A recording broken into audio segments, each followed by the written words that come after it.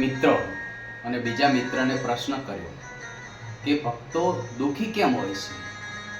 ત્યારે પેલા મિત્રએ જવાબ આપ્યો, ભક્તો ક્યારે દુઃખી હોતા નથી. એ તો ભગવાનની કસોટી રૂપી અહેસાસ હોય છે અને તેનો અનુભવ કરાવે છે. ભક્તો ભગવાનને અતિ પ્રિય હોય છે. જ્યારે જ્યારે ભક્તોને દુઃખ પડે છે ત્યારે ત્યારે ભગવાન જરૂર આવીને ઊભા રહે છે. પણ આપણને વિશ્વાસ હોવો જોઈએ. ભક્તો કોને કહેવાય? ભક્તિ કોને કરી? ભક્ત નરસિંહ મહેતા, મીરાબાઈ, ભક્ત પ્રહલાદ, ધ્રુવ, સબરીબાઈ, આવા અનેક ભક્તો થઈ ગયા.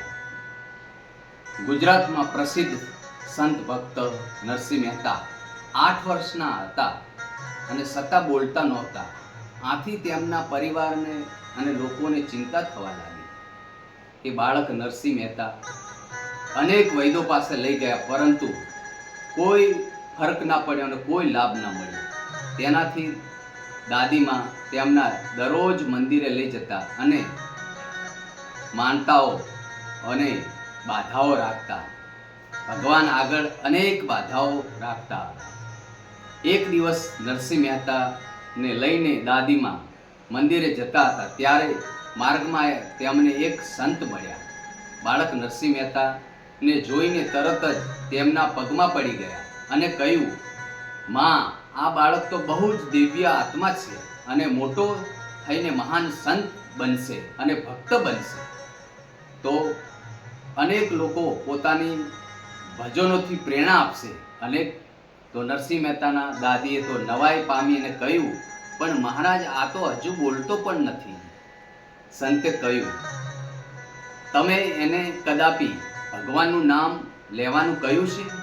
આમ કહીને તેમને બાળકને નરસિંહ મહેતાને કહ્યું, બેટા, શ્રી કૃષ્ણ બોલ, રાધે રાધે બોલ.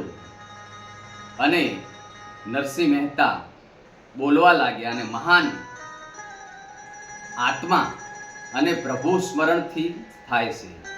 ભગવાનનું નામ સાંભળતા જ નરસિંહ મહેતા બોલવા લાગ્યા અને મહાન આત્માઓની પ્રેરણાથી નરસિંહ મહેતા બોલતા થયા. જેમ કે સાકર અને ફટકડીનો રંગરૂપ એક જ હોય છે, પણ જ્યારે જીભે અડાડો અથવા ચાખો ત્યારે ખબર પડે છે કે સાકર કઈ છે અને ફટકડી કઈ છે. સાકર ગરી હોય છે અને ફટકડી તુરી અને ખારા જેવી હોય છે. કોઈને સાકર મળી હોય છે તો કોઈને ફટકડી મળી હોય છે. ભગવાનના ભક્તોને સાકર રૂપી પ્રસાદ મળ્યો હોય છે ત્યારે કઈક રીતે કહે છે કે મને તો સાકર મળી છે, અને જેને સાકર મળી હોય તો સાકર જ કહે. પણ કોઈને ફટકડી મળી હોય તો એ કહી શકે કે મને ફટકડી મળી છે. ભગવાને શેરડીને મીઠાશ આપી છે પણ ફળ નથી આપ્યું. સોનાને ચમક આપી છે પણ ખુશ્બુ આપી નથી. ચંદનને ખુશ્બુ આપી છે પણ ફૂલ આપ્યું નથી. અને વિદ્વાન માણસને જ્ઞાન આપ્યું છે પણ ધન આપ્યું નથી. જો માણસ પાસે બધું જ આવી જાય તો અહંકાર આવે છે.